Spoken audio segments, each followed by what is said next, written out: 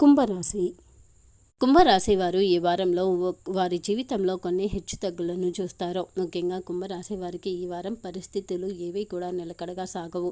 వారికి ఉన్నటువంటి సమస్యలు, వారికి ఉన్నటువంటి బాధ్యతలు, ఇలా అన్నింటి గురించి కూడా కుంభరాశి వారు ఎక్కువగా లోతైన ఆలోచన చేయవలసి ఉంటుంది. అలాగే ఆరోగ్యం విషయంలో కూడా మరింత జాగ్రత్త అవసరం. మానసికంగా ఎప్పుడూ కూడా ప్రశాంతంగా ఉండండి. సున్నితమైనటువంటి వ్యవహారాల విషయంలో మరింత జాగ్రత్తగా వ్యవహరించండి.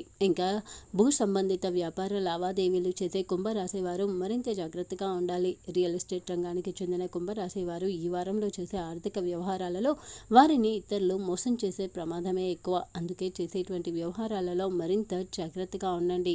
అలాగే కుంభరాశి వారికి ఈ వారంలో వారు ఆర్థిక వ్యవహారాల పరంగా కొంచెం పెద్ద మొత్తంలో ఆర్థిక వ్యవహారాలకు దూరంగా ఉండడమే మంచిది. అవి వారు అనుకున్న సానుకూల ఫలితాలను ఇవ్వకపోవచ్చు. ఉద్యోగపరంగా పని ఒత్తిడి ఎక్కువగా ఉంటుంది. అలాగే ఈ వారంలో కుంభరాశి వారు వారి చేతిలోనే ఎక్కువగా ఇబ్బందికి గురి అవుతారు.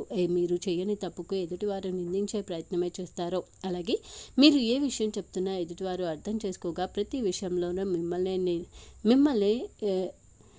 దూషించే ప్రయత్నం చేస్తారో. ఇంకా కుంభరాశి వారికి ఈ వారంలో ఆరోగ్యం విషయంలో కూడా జాగ్రత్త అవసరం. కుంభరాశి విద్యార్థులు ఈ వారం ఎక్కువగా కష్టపడవలసి ఉంటుంది. అలాగే కొన్ని విషయాలలో ఒడిదుడుకులను ఎదుర్కొంటారో. ఇంకా కుంభరాశి వారికి ఈ వారంలో మొత్తంగా కూడా కొంచెం ఇబ్బందికరంగానే సాగుతుంది.